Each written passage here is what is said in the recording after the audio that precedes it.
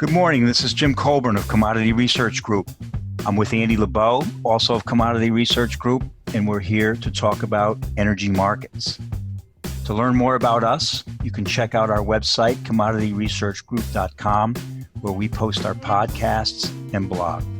We would like to thank our friends at EKT Interactive Oil and Gas Training for hosting this podcast. Check out their newsletters, podcasts, and learning modules at ektinteractive.com. This podcast should be construed as market commentary, merely observing economic, political, and market conditions, and is not intended to refer to or endorse any particular trading system, strategy, or recommendation. We are not responsible for trading decisions taken by anyone. Information is not guaranteed to be accurate. This is not an offer to buy or sell any derivative. Today is March 13th. Good morning, Andy Lebow. Good morning, Jim Colburn. I just want to point out, Andy, that as old-time observers of these markets, we sometimes tend to say it wasn't like, today's action was much worse in the old days, right? So, but it's not. This is historic stuff we're going through in oil markets, and why don't you pick that up and run with it? What do you think? I think you're right, Jim. We've certainly been through a lot over our long and very checkered career in the futures markets, and particularly in the crude oil market. This is definitely one for the books. I was going back looking at previous lows over history, and having lived through every one of them, Jim. Yeah. Like, oh my goodness, and and this one has definitely been oh my goodness, Right.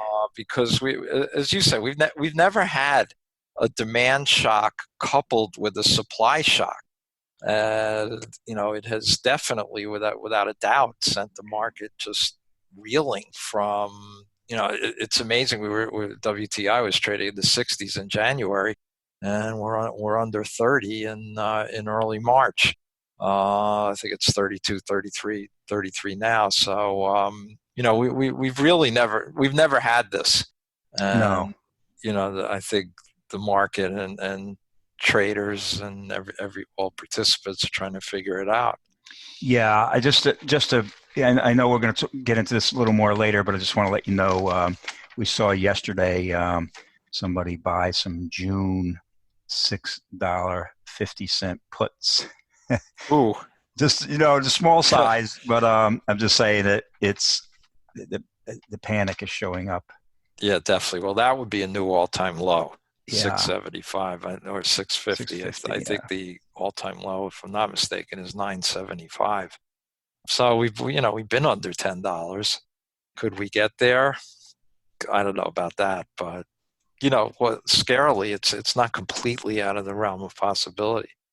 So why don't we start with the OPEC meeting and what's going on there, and then maybe get back into the IEA's demand estimate revisions. But let's start with OPEC.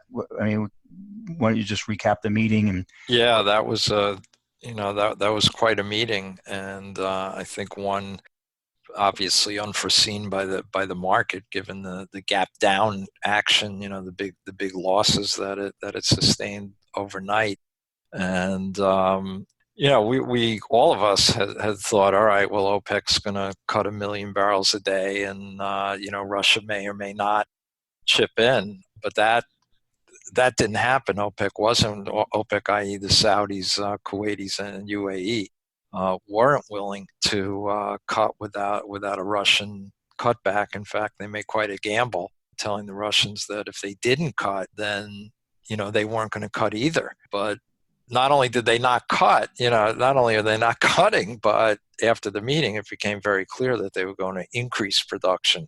So the market went into a meeting thinking, okay, we're going to get some kind of cut between 1 million and 1.5 million. And it came out of the meeting where we're actually we're going to get an increase. We're going to get an increase of upwards of 2 million barrels a day, maybe more. And there was obviously a lot of posturing at that meeting. I don't think the Russians played it very well. I don't think the Russians thought it would get, the Russians were saying we're okay at 40, but I think the Saudis came back and said, all right, well, how are you at 30 or how are you at Right. 20, right? Right.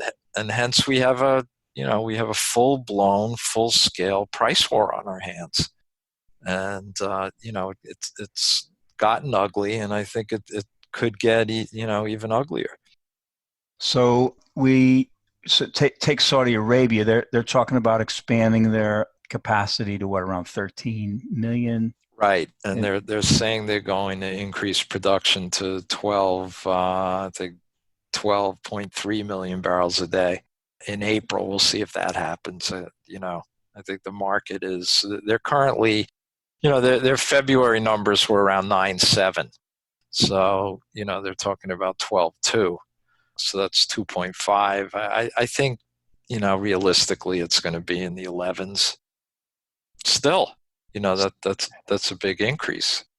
And the UAE is talking about increasing 1 million barrels a day over their current number of around, 3.0 million barrels a day. I'm not sure they have that. Never been up around 4 ever. So we'll see if they're able to come, where they come in. right. So, yep. Go ahead. Sorry. And of course, there's still big wild cards because Libyan production is down 1 million barrels a day because of the political battle there. If they came on, then we've got to add. We add 1 million barrels a day on top of that. Right. So that's again, that's frightening. So we've seemed to have, it's only been a couple of days, we seem to have paused around this $30 area. Do you think what is that like sort of storage demand, people buying front month crude, storing it? I mean, the curve is definitely, we've gone contango enough to make it profitable to store. Oh yeah. Yeah. Yeah, it probably is some demand. Usually when the prices are get hit this hard, we usually see China come in and become very aggressive buyers. I've not heard that they're aggressive buyers, their issue, and I think this is something we need to discuss, Jim. The big issue is where are we going to put all this? Right. Storage is going to become really an issue, and May June Brent, which was trading May over June just a few weeks ago, it's at some point was down. Right now I think it's minus 170 carry. Contango. Mm, That's a huge number. yeah. June D's Brent is 90 cents a month. So that all works for storage plays. Yeah, and at some point, it as that thing spread continues to blow out, it tells you there's no more storage as well, right? Right. There's no Yeah, more storage. You got to get boats. You have to get, I think Eastern Hemisphere storage is going to be tough to find because China, they were at record crude storage because of the drop in demand due to the virus. right. So, they're starting out at high storage. Yes. Maybe they'll put some, in strategic storage, but their commercial storage is pretty full up. Well, it's interesting. If you look at the CSO, the spread options that we start to see some out of the money, like minus $1 puts trade for May and June. I think like about 6,000 Junes traded yesterday. So it looks like you have some people looking at that, that scenario of continued contango and deeper contango as well. So my point is, it's showing up, and people put money down on that kind of possible outcome. Right. And I think looking at the balances, it's pretty hard to argue against that. Right. It's just hard to argue against storage filling up. I mean, in the U.S., the Western Hemisphere, there is storage available. Yes. That there's no doubt. And if you look at the EIA numbers, it was only a few years ago, we were at record crude, crude storage was 535 million barrels. It's now at 450. So, there's at least, we've recently there's 85 million barrels to go at least till we get up to that 535 number, and it's hard to argue that we won't get there. Right. So I guess what I'm saying is for the disaster scenario in crude oil to get down to some of those record low prices that you mentioned, you kind of have to see storage fill up, do you think? I mean, I think so. Yeah. yeah. I think so. I mean, or we get a demand response, but obviously China's going to have to come back, and we'll see how bad demand is going to be in Europe and in the U.S. Yeah. Right. I mean, the virus seems to be growing exponentially in Europe now, not in China, and it's picking up. It's picking up outside of China, basically, and China seems to be, they're getting double-digit new infections each day, and more people are leaving hospitals and going in, I guess. But still, it's how do you come back from that? Does everybody go back to normal? I don't think so. I don't think so either. We don't know. We don't know. Yeah, we don't know. I think the best thing we said in the last podcast is you said it like 3 or 4 times. We just don't know how this thing's going to play out. Still, right. But what we do know is that if Saudi's going to put 11 million barrels a day onto the market, in April, the market just can't handle that, particularly, and if UAE's throwing in extra, whatever they end up producing, and Russia tries to produce more, the market can't handle that. Right. It just can't, and so we've got a supply shock, and then demand is not going to. It doesn't matter how low. Gasoline traded. We were, 85 cents yesterday. It was under 90 cents on the nearby. Yeah, I mean, gasoline really took a big hit relative to the rest of the oil, to other products and crude. So what was that? So that's a New York Harbor futures contract we're looking at. Right. And the market is obviously, that's got to be a complete demand response, because the supply. There are cargoes coming in. Europe is sending us gasoline cargoes, but they come in every month. I think that was just that's got to be a demand response that no one's driving. Yeah. And it happened so quickly, boom. The cracks got killed. The heat to gas got killed. The first 2 months got everything with gas. Everything versus nearby gasoline was destroyed. Destroyed, yeah. Yeah. Well, nearby gasoline was destroyed versus everything else. But yeah, right. So what does this mean? So some of this OPEC has to be upset with Russia. Russia's upset. Probably the producers are upset watching every time they cut back. The U.S. fills the void. What does this mean? These lower prices mean for U.S. production? That is that clearly is.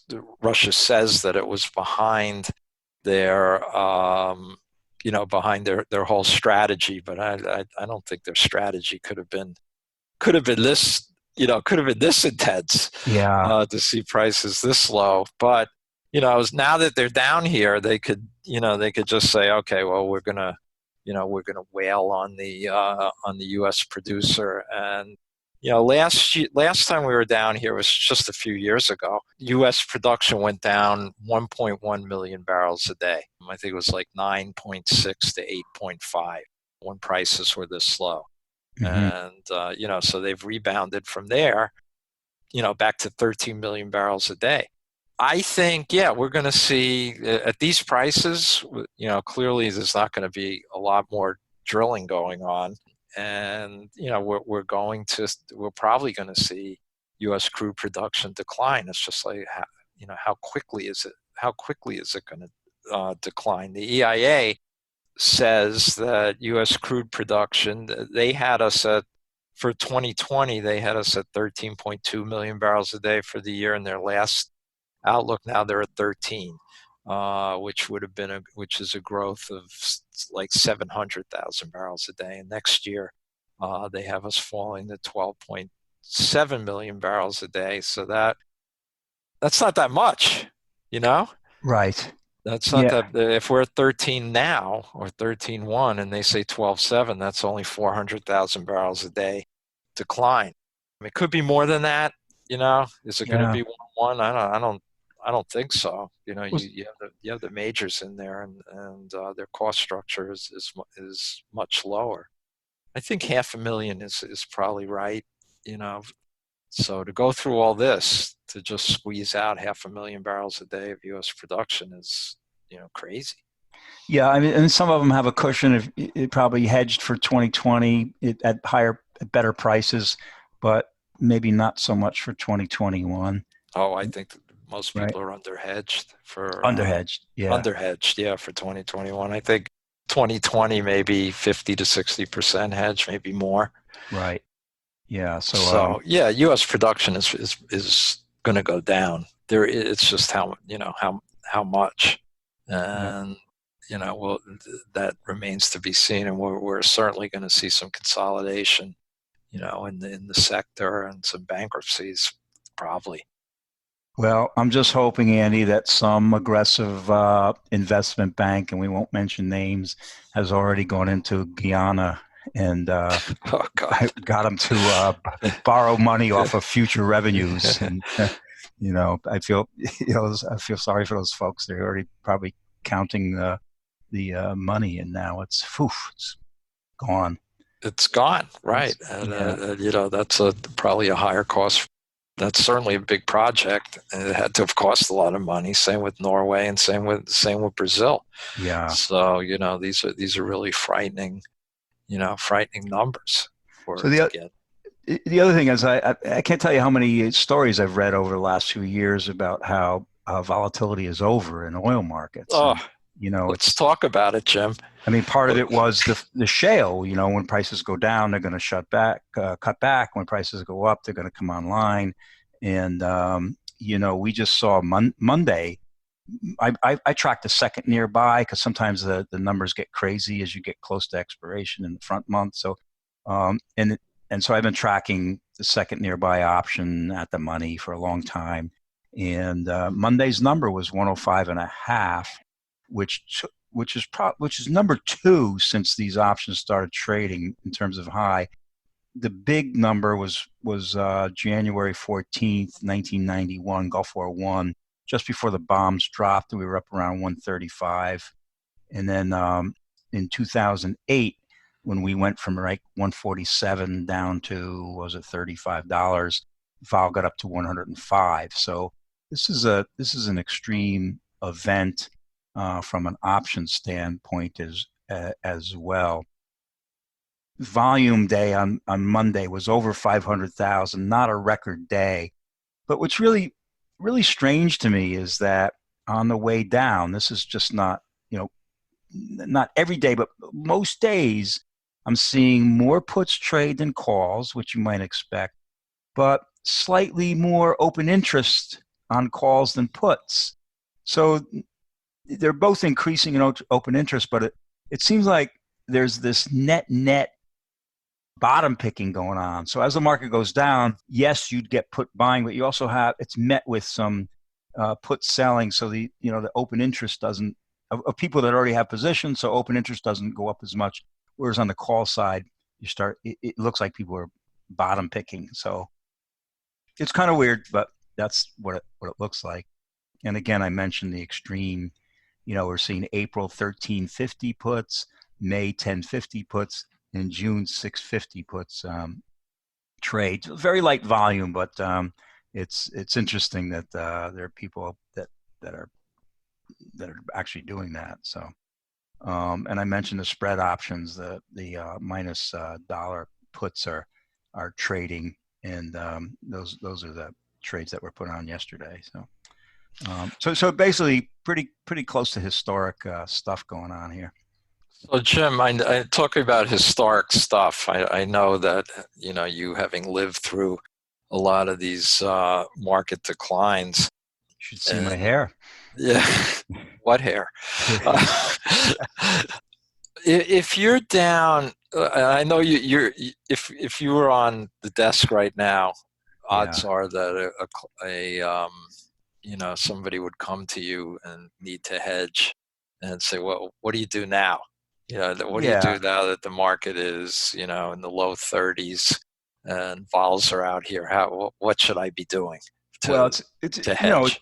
it's a little late. I mean, the house is burning down, and you say, well, gee, how can I buy insurance on that house? Well, nobody's going to give you insurance when it's looking grim. If you're a producer, there's existential risk. I mean, does it make sense to buy $20 puts? Are you still going to be viable there?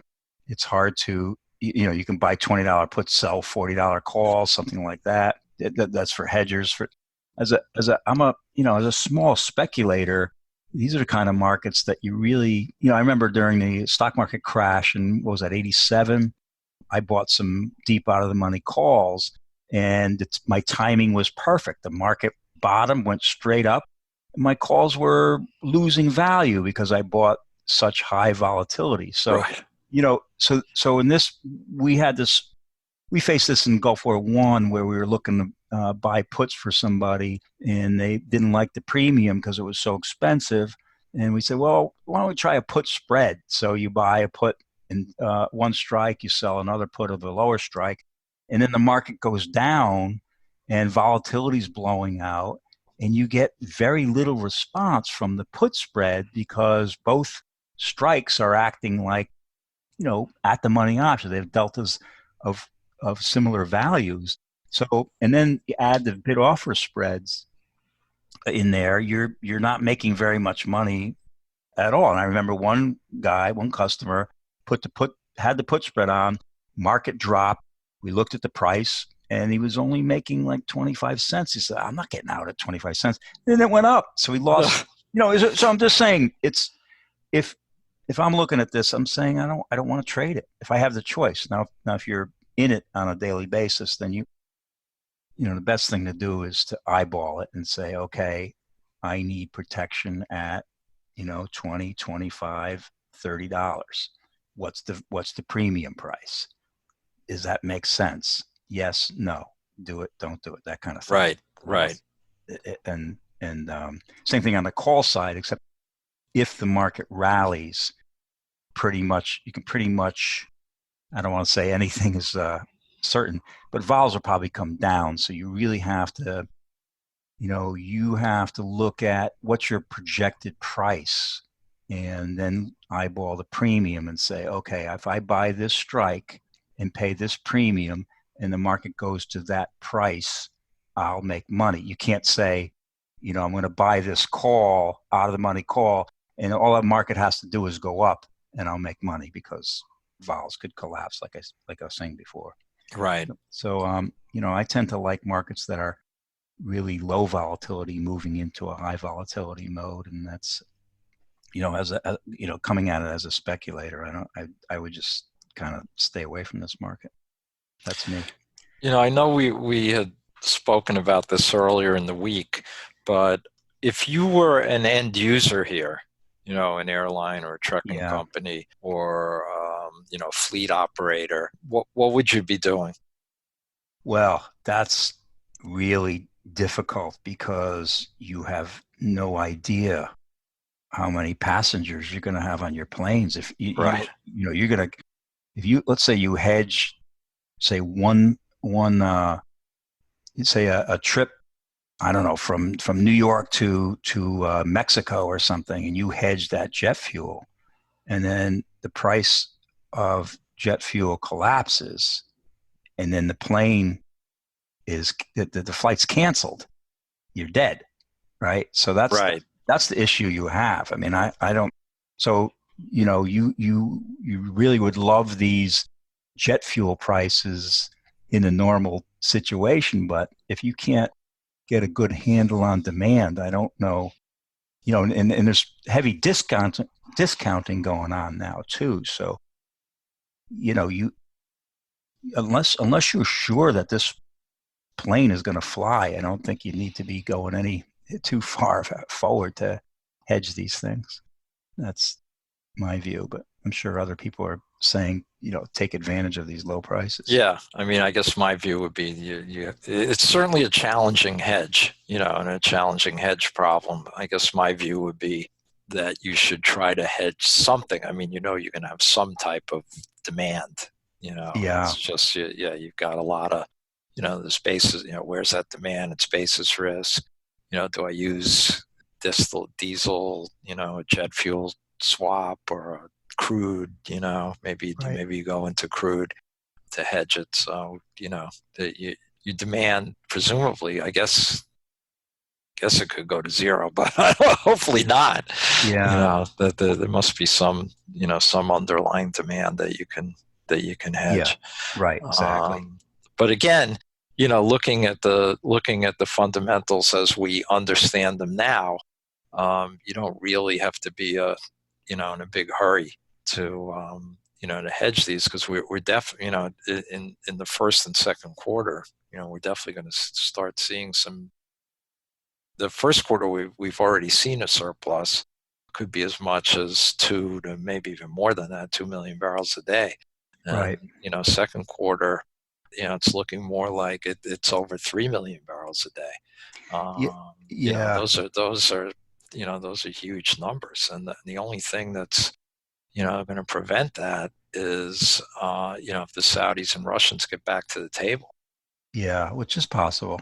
Yeah, I Yeah, think it will happen. I yeah, just don't think it's going to be, I think it'll be more towards the second, later in the second quarter than earlier in the second quarter. yeah. I, Or one thing, just one more thing on the airline or the end user hedge. If you go out and hedge, you know, so let's say you hedge out pretty far, like a year or something, and the market drops, you have to start making margin calls. And the thing you right, don't, and if you're in this kind of demand implosion situation, you want cash. I mean, you don't want to be putting cash out on right. a That's a good hedge. point. Yeah. Right. So anyway, yeah, and we don't know. We have no idea where the bottom is here. Yeah, we really don't, and we don't know when demand. When is demand going to start kicking in? The EIA, incredibly didn't really make that many changes to their U.S. demand, and you just have to look around us to Yeah, know that U.S. demand is going to fall off the table. We look at the gasoline price, and we know that gasoline demand is. You look at the traffic around, and it's people are working from home. So, yeah. we don't know when that's, when is that coming back? And is that, that demand, are people going to drive more? No, they're not going to drive any. Maybe they'll take driving vacations this summer rather than flying vacations. But, Yeah, it isn't like they're going to go out and drive like crazy. right. And they're working from home, so they're not driving to work. Right, Yeah, so right. it's offsetting. Yeah, we're still listen. This is why we enjoy following these markets. This is a little crazy for us, but it's just it's one thing after another with this oil market. Yeah, yeah. What else? So we talked about gasoline, diesel. What else? What else? Diesel's actually been hanging in there relative to gasoline, but I think, there's been a lot of widowmaker trading. Get me out. The diesel cracks are holding in, and diesel inventories have drawn nicely here. Actually, gasoline inventories have drawn nicely too, but the market didn't care much about that. They were just Right. like, get me out of this thing. Yeah. Demand's going negative, going to Right. zero. Well, I mean, you already flushed a whole bunch of diesel specs out at the Right, beginning of the right. year already, anyway, right? Right. The IMO didn't play out quite as they thought. It wasn't so much the IMO. We haven't had a winter here, Right. so at least in the northern hemisphere. So it's the And global decline in diesel fuel. It isn't like demand was rip roaring in the first 2 months of this year anyway. You know, besides the besides the coronavirus, demand destruction. The winter has definitely taken out some demand. Right. And margins, because of gasoline's collapse here in the last Wow. couple of days, margins now are, they're pathetic. You would have thought that, that I think they will improve only because crude is, crude should theoretically, be somewhat cheaper than products, but the market, just blistered gasoline. So it's changed some of the refining margins. And then, we're at the point where, okay, what happens? We fill up all this crude storage, and that ultimately has to go somewhere, right? Yes. And that's going to be in products. Yeah, but that's for later on. That's another story later on. Yeah, and then you listen to the financial news, and people talk about, well, how is this market going to come back? So are we going back to normal? I don't know. I think it takes people are really fearful right now, Right and now, yeah. yeah. So Well, we have to hope in like a couple of months, maybe if this virus dies out and people start getting back to normal. There's clearly going to be a stimulus package. Maybe that'll help. And hopefully some of these small businesses can survive these next couple of months, because and not only the large ones, but obviously it's the smaller vendors right. that are really getting hit here. Yeah, we just again, we don't know how this thing, even though we're in the midst of this, you could have modeled that maybe March was the peak of the virus, and maybe April as well, but it starts dying down. But living through it, I don't think you could have sort of predicted the kind of we call it panic, but educated panic. I don't know what you want to call it, but the precautions that people are making, and kind of the downward spiral, the connectedness of all the like you were just saying, the small businesses taking hits. Right. You know, you just didn't know how it was going to play out. So, what else, Andy? What else you want to talk about? One thing I mentioned I was just looking at the carbon credit markets in Europe. They have ICE has a futures contract, and I had read a Financial Times story about how the virus was causing pollution levels to be really, really low, significantly. And I said, oh, I wonder if that would spill into the European futures market, and it doesn't seem to have. I mean, it's not going up, but it's just kind of, it's maybe at the lower end of a range. But I don't know. There's other. It's like looking at the Clorox stock, I guess. What kind of things are the virus reacting? What kind of markets are being put into upheaval other than the energy markets? But that's one of them that I was looking at. What else? I have to say, when you look at some of the stock guys calling stock prices at the end of the year, some of them haven't changed their number, suggesting that this thing's over soon, and not that we get back to normal, but we get back to an upward trajectory. And my only comment on that is, isn't the path we take more important than where we end up at the end of the year? Right. We could go down another 2,000-3,000 points, and there's going to be a lot of people aren't going to be around to say, "Hey, you were right on your projection." Yeah, you were right. Right. Anyway, okay. So should we stop it there? Yeah, I think so. We went through a lot of things, and I think we both said that there's plenty of uncertainty on on both sides, on the demand and the supply side, and Yeah. hopefully the Saudis and the Russians have are able to work out some kind of détente, and the market, and demand goes back to more towards normal in the second half, and we can kind of staunch the bleeding here. I think maybe MBS has read Daniel Yergin's book where he talks about John D. Rockefeller and his old-fashioned sweating. Right. where he would just lower prices against his competition until they couldn't take it anymore. So maybe this is old school policy. Yeah, yeah. Well, it's a cyclical business, that's for sure.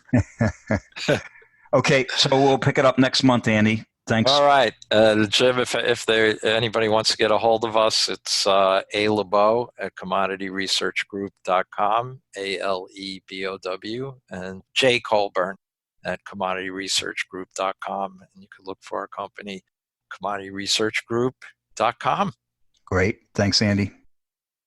Thank you, Jim.